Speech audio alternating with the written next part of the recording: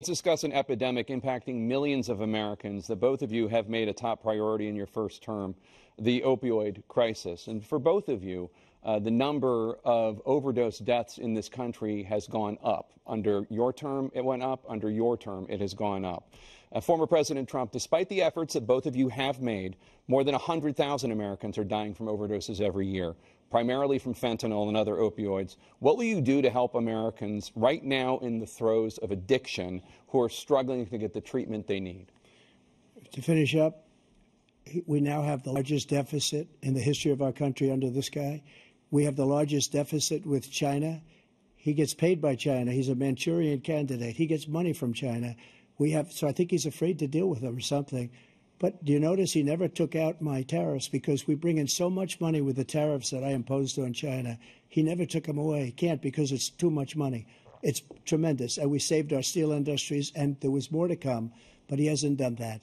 But he hasn't cut the tariffs because he can't, because it's too much money. But he's got the largest deficit in the history of our country, and he's got the worst situation with China. China's going to own us if you keep allowing them to do what they're doing to us as a country. They are killing us as a country, Joe, and you can't let that happen. You're destroying our country.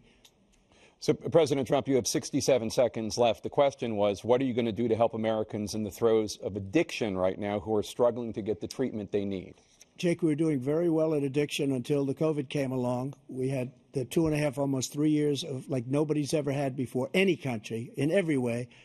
And then we had to get tough. And it was the drugs pouring across the border it started to increase. We got great equipment. We bought the certain dog that's the most incredible thing that you've ever seen, the way they can spot it.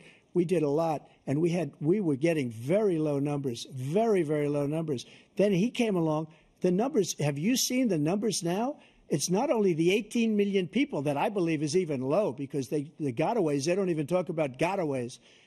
But the numbers of the amount of drugs and human trafficking in women coming across our border, the worst thing I've ever seen, at numbers that nobody's ever seen under him because the border's so bad. But the number of drugs coming across our border now is the largest we've ever had by far. President Trump, thank you. President Biden?